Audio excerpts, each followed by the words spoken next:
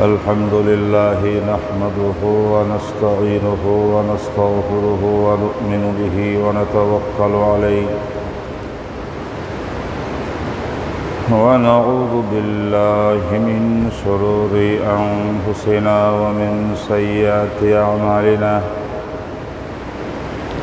من يهده الله فلا مضل له ومن يضلل فلا هادي له ونشهد أن لا إله إلا الله ونشهد أن محمدًا عبده ورسوله صلى الله تعالى عليه وعلى آله وأصحابه وبارك وسلم تسليما كثيرا كثيرا أما بعد فأعوذ بالله من الشيطان الرجيم بسم الله الرحمن الرحيم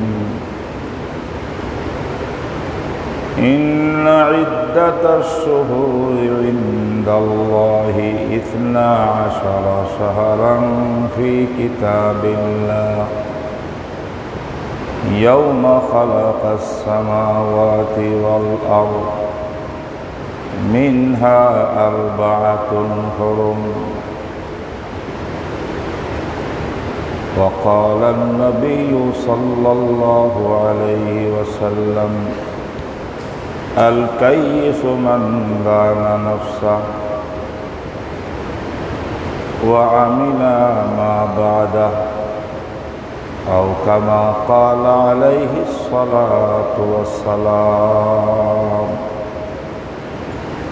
সবাই দুরূদ শরীফ পড়ি মুহাব্বতের সাথে আল্লাহুম্মা সাল্লি আলা মুহাম্মাদ ওয়া আলা আলি মুহাম্মাদ কামা সাল্লাইতা আলা ইব্রাহিম ওয়া আলা আলি ইব্রাহিম ইন্নাকা হামিদুম মাজিদ আল্লাহুম্মা বারিক আলা মুহাম্মাদ ওয়া আলা আলি মুহাম্মাদ كما باركت على إبراهيم وعلى آل إبراهيم إنك حميد مجيد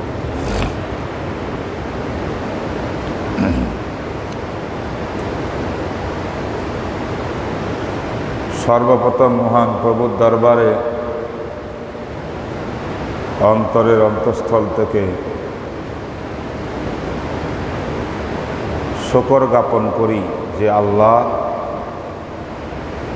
আজকের এই মহান ঐতিহাসিক একটি দিবসে জুমার নামাজ আদায় করার লক্ষ্যে আল্লাহর ঘরে উপস্থিত হওয়ার তৌফিক দিয়েছেন।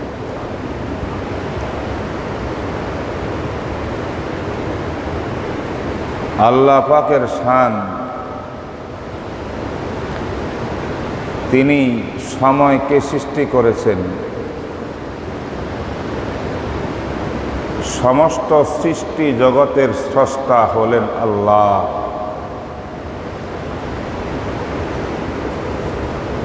আল্লাহ খালিকুনা হুয়া রাযিকুনা।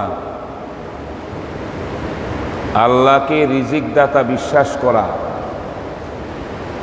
আল্লাহকে খালেক মালিক হিসেবে বিশ্বাস করা, আল্লাহ সমস্ত ক্ষমতার মালিক বিশ্বাস করা, এগুলা সব তাওহীদের একটি অংশ, যেটাকে তাওহীদুর রুবুবিয়্যাহ বলা হয়। যে তাওহীদের প্রতি বিশ্বাসী হই আমরা মুসলমান। তাওহীদের 3টা অংশ আছে ভাই। মুসলমান হয়েছি, লা ইলাহা ইল্লাল্লাহ মুহাম্মাদুর রাসূলুল্লাহ পড়ি, কিন্তু এখনও তাওহীদের বিশ্লেষণ জানি না। আমি কিভাবে মুসলমান হইলাম? আমার অন্তরের অন্তঃস্থল থেকে এই কথা বিশ্বাস থাকতে হবে, সব কিছুর খালেক আর মালিক আমার আল্লাহ। তিনি রিজিক দাতা, তিনি সন্তান দাতা, তিনি সব ক্ষমতার অধিকারী। পৃথিবীর কেউ তাকে জিজ্ঞাসা করার কেউ নাই। তিনি যাহা ইচ্ছা তাহা করেন, করতে পারেন। তার সমকক্ষ নাই, তার সহযোগী নাই। তিনি এক সর্বক্ষমতার মালিক। তিনি বলেন না, সর্বক্ষমতার মালিক কে?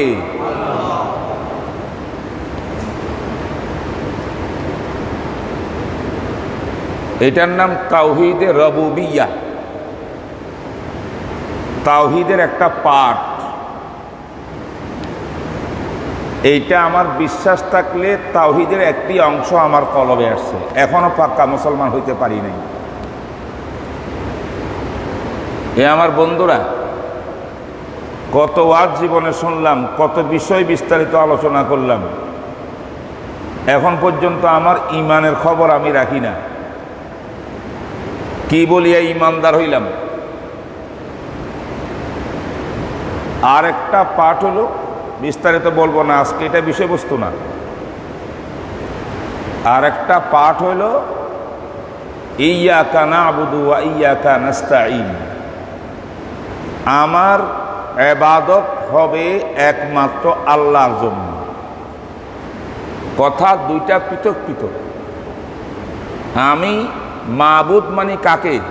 এক আল্লাহকে। আমার ইবাদত আর কারোর জন্য চলবে না। যদি এক আল্লাহর জন্য ইবাদত না করিয়া এর ভিতরে অন্য কোনো স্বার্থ উদ্দেশ্য ঢুকাই, তাহলে আমার ইবাদত নষ্ট। এখানে শিরিক ঢুকবে, শিরিক ঢুকবে। বুঝেন নাই কথাটা? ইখলাসুল ইবাদাতি লিল্লাহিল ওয়াহিদিল আহাদ। আমার পৃথিবীর সমস্ত মানুষ বান্দার ইবাদতকে একমাত্র আল্লাহর জন্য খাস করা, আল্লাহর উদ্দেশ্যেই করা, অন্য কিছু তার মধ্যে মিশ্রণ না হওয়া, এটা হলো তাওহীদে উলুহিয়ত। এটা কি বলেন না একটু আমার সাথে? আর কতদিন আরবি না পড়িয়া থাকবেন? কিছু আরবি পড়েন। মুসলমান তো, আমাদের ভাষা তো আসলে আরবি। জান্নাতে গেলে তো আরবিতে কথা বলবো। কি বলেন? হ্যাঁ,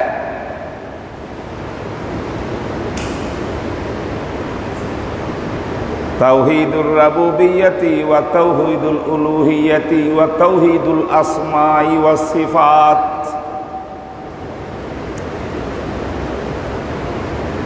আল্লাহ সর্বক্ষমতার মালিক সাব্যস্ত করা, বিশ্বাস করা, এটা আমার তাওহীদের প্রথম পাঠ। আমার গোলামি হবে একমাত্র আল্লাহর জন্য, এটা আমার তাওহীদের দ্বিতীয় পাঠ। বুঝতে পারছেন? 3 নম্বর পাঠ কি? ওয়ালিল্লাহিল আসমাউল হুসনা ফাদউহু বিহা। আল্লাহ পাকের বেশ সুন্দর সুন্দর কিছু নাম রয়েছে। সত্তাগত নাম, গুণগত নাম। কোরআন হাদিসের ভিতরে যত নাম গুণ আল্লাহ পাকের এসেছে, সবগুলোকে যথার্থভাবে বিশ্বাস করা, মেনে নেওয়া। আল্লাহ কি রহমান? বিশ্বাস করেন তো? আল্লাহ রহিম বিশ্বাস করেন তো? আল্লাহ করিম বিশ্বাস করেন তো? আল্লাহ কাদের বিশ্বাস করেন তো? আল্লাহ জব্বার বিশ্বাস করেন তো? আল্লাহ কাহ্হার বিশ্বাস করেন তো? আল্লাহর সমস্ত গুণাবলীকে যেইভাবে কোরআনে, যেভাবে হাদিসে এসেছে, সবগুলো মনে প্রাণে বিশ্বাস করার নাম হলো তাওহীদের তৃতীয় পাঠ। 3টা পাঠে মিলি আমি তাওহীদবাদী হব। এর আগে তাওহীদবাদী হওয়ার উপায় নেই। কিন্তু সুবহানাল্লাহ বলেন। আল্লাহ যদি করেন তৌফিক দে আমার স্মরণ তাকে, এইগুলার উপর আমি বিস্তারিত আলোচনা করব। কারণ তাওহীদই বুঝি না আমরা, ঈমান নাই। সমস্ত বস্তুর সৃষ্টিকর্তা কে? এটা কোন তাওহীদ? তাওহীদে রুবুবিয়্যাত। এবার বলেন বৎসরের সৃষ্টিকর্তা কে? বছর বছর। মাসের সৃষ্টিকর্তা কে? সপ্তাহের সৃষ্টিকর্তা কে? দিবসের সৃষ্টিকর্তা কে? রাতের সৃষ্টিকর্তা কে? দিনের সৃষ্টিকর্তা কে? এগুলো আমার ঈমান, ঠিক না বেঠিক বলেন?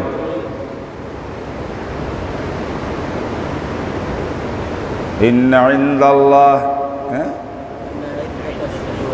ইন্না ইদ্দাতাশ শুহুরি ইনদাল্লাহ ইসনা আশারা শাহরা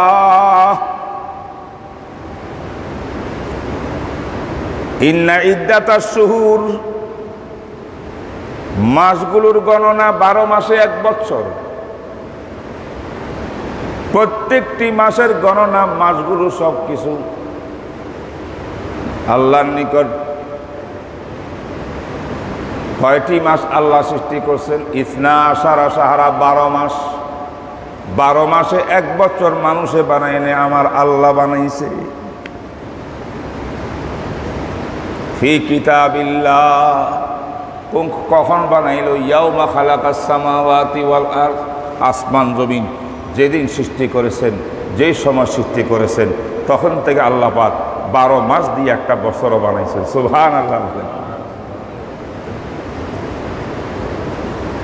এই 12 মাসের ভিতরে আবার 4টি মাসকে আমার প্রভু আমার আল্লাহ মিনহা আরবাতুন হুরুম, সবচাইতে বেশি সম্মানিত করেছেন, মহিমান্বিত করেছেন। 4টি মাস, 12 মাসের মধ্যে 4টি মাসকে। এটা কোরআনের কথা। কয় মাস? কোরআন শরীফের কোন জায়গায় এসে 4টি মাসের নাম নাই। আল্লাহ এতটুকু বলছেন 12টি মাস দিয়া বছর, সবকিছু আল্লাহর সৃষ্টি। এই 12 মাস আল্লাহর সৃষ্টি। 12টি মাসের ভিতরে 4টি মাস আল্লাহর কাছে মহাপবিত্র। এবারে 4টি মাস কি? হাদিসের ভিতরে তার ব্যাখ্যা আসছে 2 প্রকারের। এক ধরনের ব্যাখ্যা হইল সালাসুন মুতাওয়ালিয়াতুন, 3টা লাগাতার একসাথে, শাওয়াল, জিলকাদ, জিলহজ। আরেকটা আরো 2 মাস আগে রজব। রজব গেল, এই রজবটা হইল 4 মাসের 1 মাস। শাবান, রমাদান 2 মাস মাঝখানে গেল। শাওয়াল, এইটুকু গুরুত্বপূর্ণ মাস, পবিত্র মাস। জিলকাদ, জিলহজ। তাইলে রজব, শাওয়াল, জিলকাদ, জিলহজ, এই 4টা হলো আরবাতুনের ব্যাখ্যা।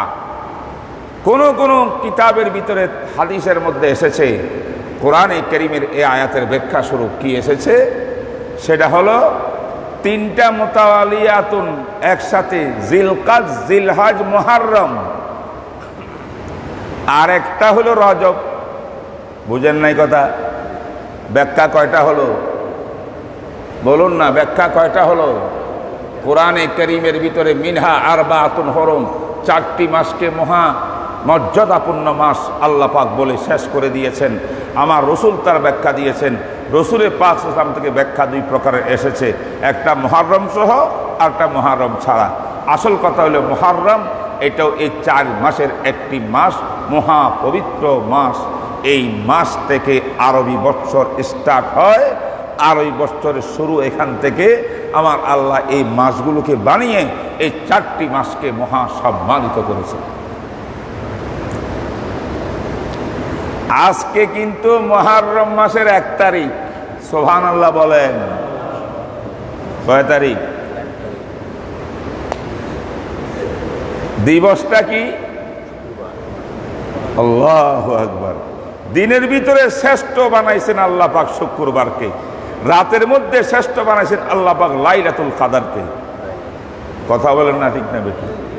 শ্রেষ্ঠ দিনে, আজকে শ্রেষ্ঠ মাসের 1ম তারিখ, মুহররমের 1 তারিখ, রোজ শুক্রবার। এই শুক্রবারে আজকে জুমার নামাজ আদায় করার জন্য আল্লাহ পাক আমাদেরকে তৌফিক দিয়েছেন। আলহামদুলিল্লাহ।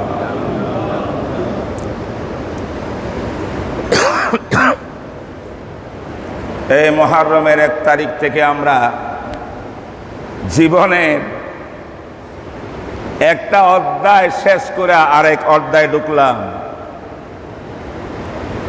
গত বছরের মুহররমের মাসে আমরা ঢুকেছিলাম 1441 হিজরির মধ্যে আমার হায়াত শুরু হয়েছে।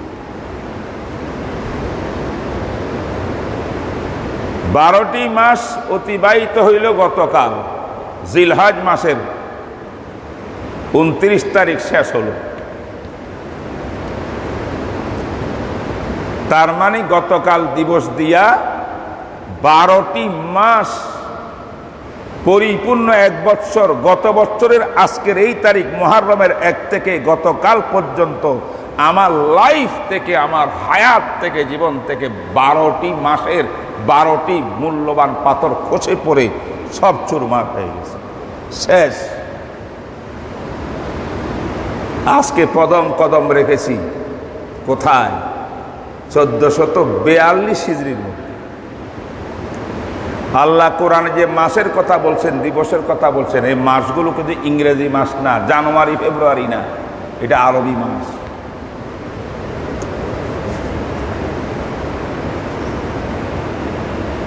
আজকে তো আমরা নবীর উম্মত, রসুলের উম্মত, আল্লাহ পাকের বান্দা, মুসলমান হইয়াও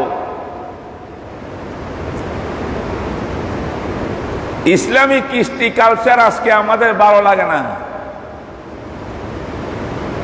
আমাদের সব কিছু চলে ইংরেজি মাসের উপরে, যেটা ঈসা খ্রিস্টানদের মাস।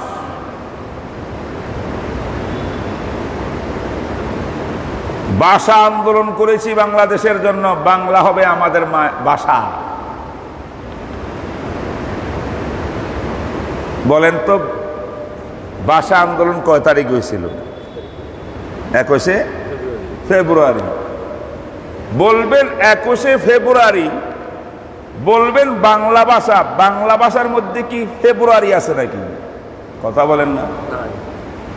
তাইলে যারা বুকের তাজা রক্ত দিয়ে ভাষার জন্য, মায়ের ভাষা বাংলা ভাষার জন্য শাহাদত বরণ করলো, তাদের শহীদের রক্তের মধ্যে দাঁড়িয়ে কিন্তু আমরা ইংলিশ উচ্চারণ করতেছি, বাংলা আমাদের আসে না। আমাদের মাথার মধ্যে বিধর্মীরা এমনভাবে মেশিন চালাইছে যে আমার খবরই নাই যে আমি করতেছি কি আর বলতে চাই।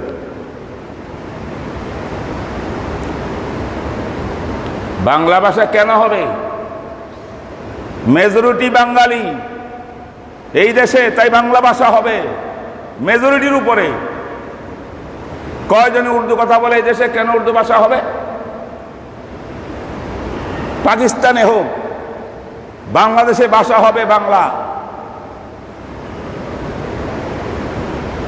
আমরাই তো গণতন্ত্রের দাবিদার, আমাদের দাবি হলো মেজরিটির উপরে সবকিছু হবে, মিনরিটি নয়, মেজরিটি। যে যুক্তিতে বাংলা ভাষার আন্দোলন করিয়া মেজরিটির ভিত্তিতে আমাদের ভাষাকে বাংলা রাষ্ট্রীয় ভাষা বানাইলাম,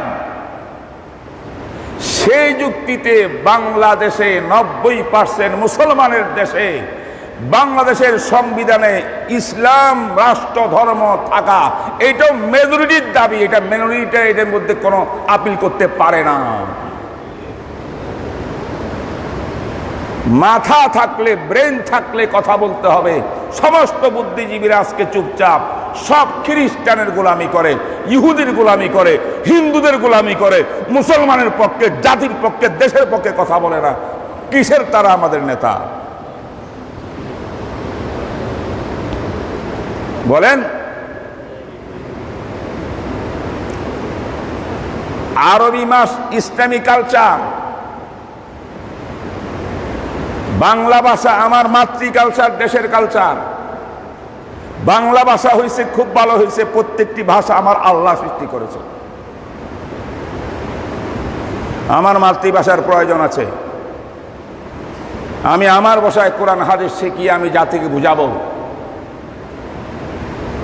কিন্তু ইংরেজি ভাষাটা করতে গাইলো, এটার তো কোনো ইতিহাস আমি পাই না। মুসলমান হিসেবে আরবি ভাষা ঠিক আছে, আরবি মাস।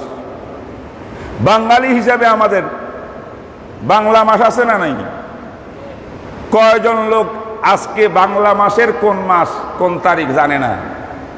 বাঙালি আমরা শহীদ হয়ে গেছি দেশের জন্য।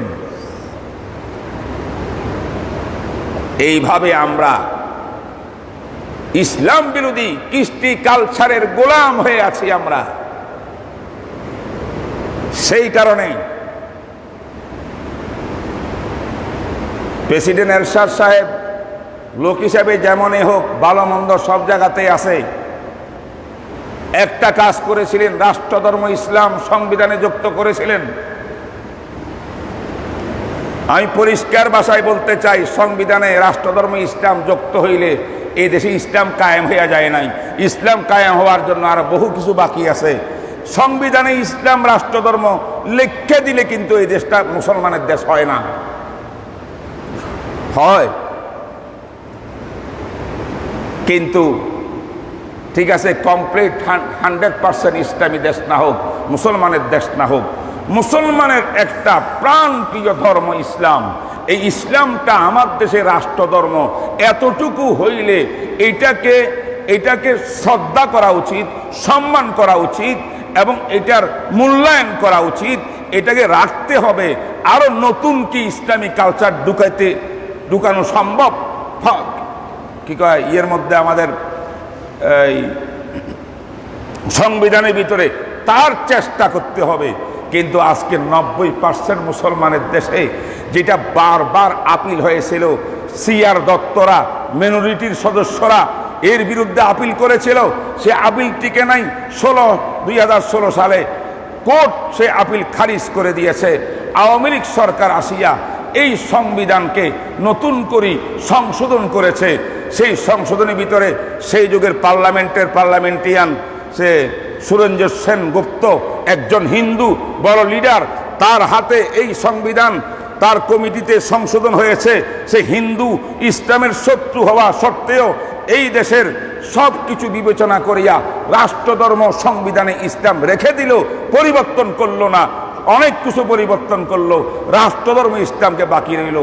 আজকে এতদিন পরে আসিয়া যখন পুরা দেশটা শান্তি শৃঙ্খলার সাথে চলতেছে, যেই দেশের ভিতরে মুসলমান কোনোদিন অমুসলিমদের বিরুদ্ধে জুলুম অত্যাচার করে নাই এবং সরকার পর্যন্ত অমুসলিমদেরকে সব রকমের সহযোগিতা দিয়ে রাখছে, কোনো মুসলমান হিসেবে আপত্তি করে নাই।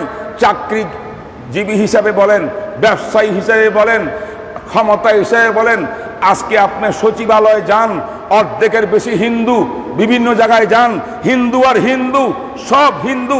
মুসলমান তো প্রশ্ন করে নাই আমরা মুসলমান মেজরিটি, আমাদের লোক না দিয়ে এত হিন্দু কেন দিয়েছেন, এমন কোনো প্রশ্ন তুলল না। হিন্দু বাড়িতে কিছু হইলে মুসলমানরা যে সেখানে পাহারাদারি করে মুসলমানরা। এমন একটা শান্তি শৃঙ্খলার মধ্যে হঠাৎ করে আসিয়া অশোক কুমারের মতো বেঈমান কাফের হিন্দু সেই ব্যক্তি আজকে লিগ্যাল নোটিশ পাঠায়, এইটাকে বানচাল করিয়া বাদ দিয়া এর জায়গাতে কি রাখার জন্য, ধর্মনিরপেক্ষতা বসানোর জন্য এত বড় সাহস পায় কিসের কারণে বলে? হে মুসলমান,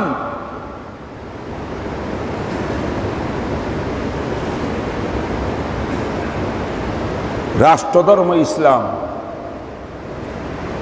এই রাষ্ট্রের অস্তিত্বের ভিতরে মুসলমানদের রক্ত নাই। এই দেশটাকে হিন্দুরা স্বাধীন করেছিল। আমি যে দেখেছি, আমি কিন্তু মুক্তিযোদ্ধা, আমার বয়স কম ছিল, এই দুই চোখে দেখেছি। আমার বড় ভাই বিরাট বড় মুক্তিযুদ্ধের কমান্ডার, আমি তার সঙ্গে থাকতাম। 3 মাইল দূরে ছিল হিন্দুরা, হিন্দু সৈন্য, ইন্ডিয়ান সৈন্য। 3 মাইল আগে আমার বাঙালি ভাইরা, আমার আপন ভাই। যুদ্ধ চলতেছে রণক্ষেত্রে পাঞ্জাবিদের সঙ্গে, ওখানে শহীদ হইলে আমার ভাই হচ্ছে। এরা পিছনে 3 মাইল দূরে থাকিয়া, পিছন থেকে বাড়ি করে গিয়া কোথায় ভালো খাসি পাওয়া যায়, কোথায় মুরগি পাওয়া যায়, কোন ঘরে কি সম্পদ আছে, এগুলা লুটপাট করে করে খাইছে ইন্ডিয়ান সৈন্যরা। আর বলছে আমরা পিছনে আসি, তোমরা সামনে আগাও, তোমরা জিহাদ করো, স্বাধীন করো, আমরা পিছনে আসি। এই পিছনে আসি কইয়া এই দেশে কি করছে? আমার চোখের সামনে, আল্লাহর কসম, আমি বই পুস্তক পড়ি বলতেছি না, চোখে দেখি বলতেছি।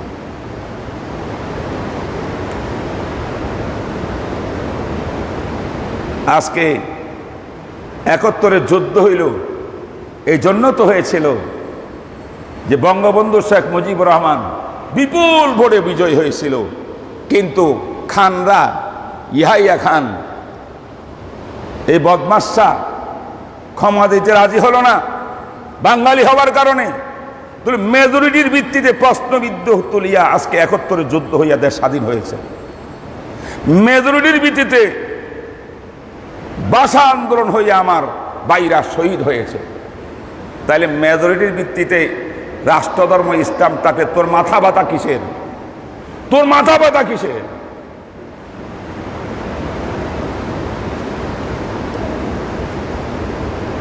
রাষ্ট্রধর্ম ইসলাম থাকার কারণেই তো আজকে মসজিদে আপনারা ফাঁক ফাঁক হইয়া দাঁড়াইছেন কিনা বলেন না একটু?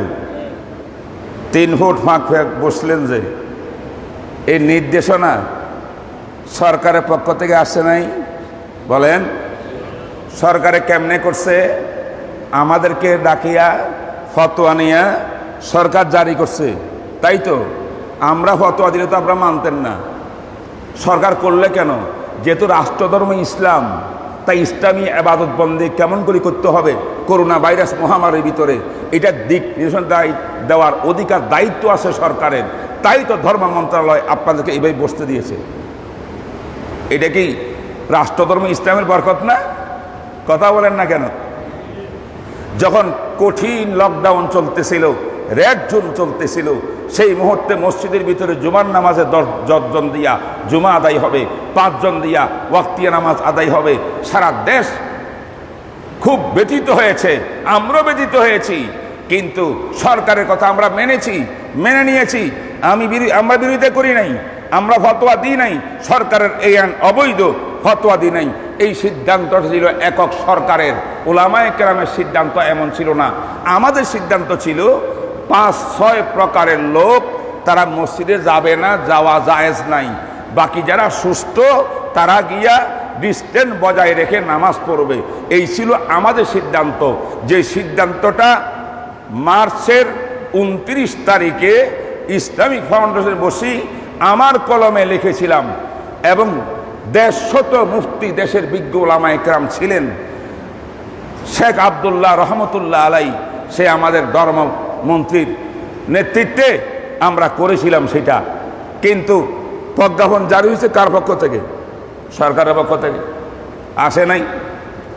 তাইলে যদি ইসলাম রাষ্ট্রধর্ম ইসলামে না হয়, তাইলে রাষ্ট্রের সাথে নামাজের সম্পর্ক নাই, রাষ্ট্রের সাথে মুসল্লিরা কি করবে সম্পর্ক নাই, রাষ্ট্রের সাথে ঈদের নামাজ পড়বে কি পড়বে সম্পর্ক নাই। মুসলমানরা নিজের ক্ষমতা বলে পড়বে, মনে যেমন চায় তেমন, রাষ্ট্রের কোনো মাথা ব্যথা নাই।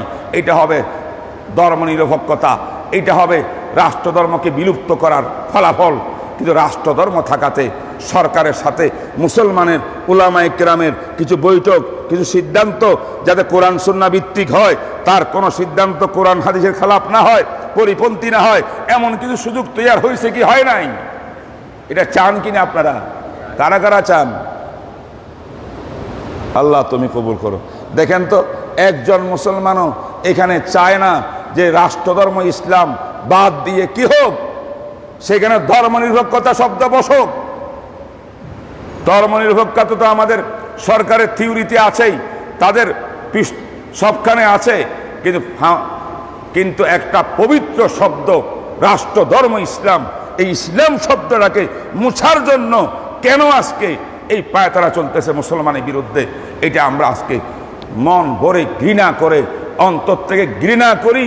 এবং এই আশুক কুমার বেঈমানের নোটিশ দেওয়ার অপরাধে যেটা আদালতকে অবমাননা করেছে, এই দেশের মেজরিটি জনগণকে, নাগরিকদেরকে অবমাননা করেছে, সরকারকে অবমাননা করেছে, এই বেঈমানের শাস্তির দাবি করতেছি আজকে মিম্বরে বসিয়া।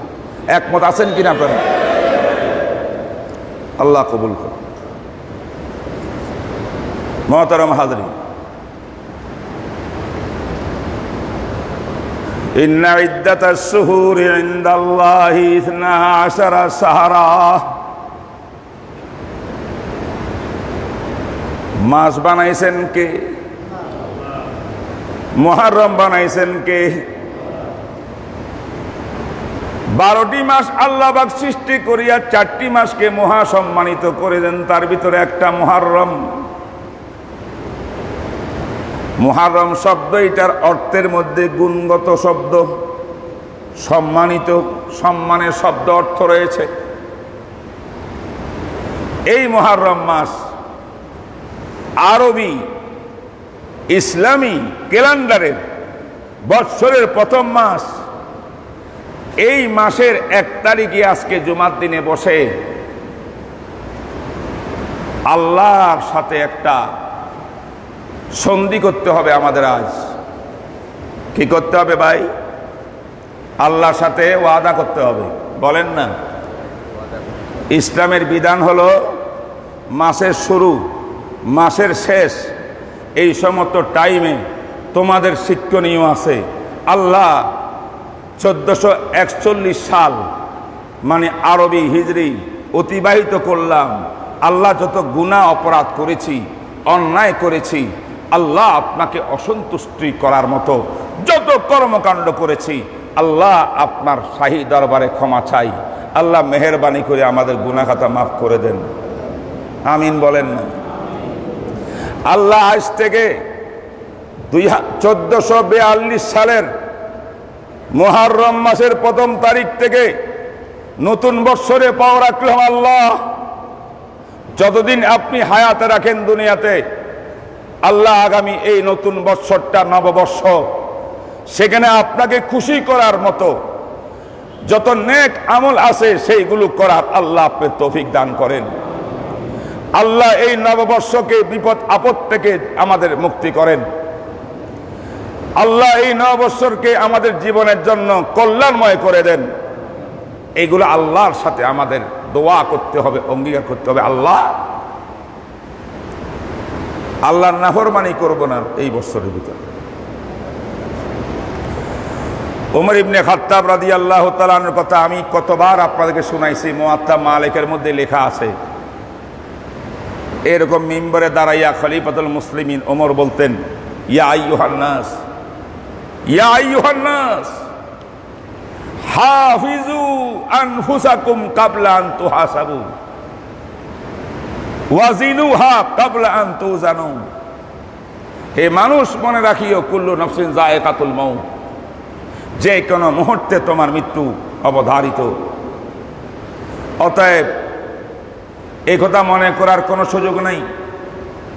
আরো 20 বছর বেঁচে আছি, আল্লাহকে খুশি করার জন্য কাজকর্ম পরে লাস্টের বছর করব। এখন মন চাই ইচ্ছা জীবন যাপন করলাম, যা মন চায় তা করলাম, কোনো অবকাশ নাই, কোনো অবকাশ নাই, কোনো অবকাশ নাই। কুল্লু নাফসিন যায়কাতুল মাউত।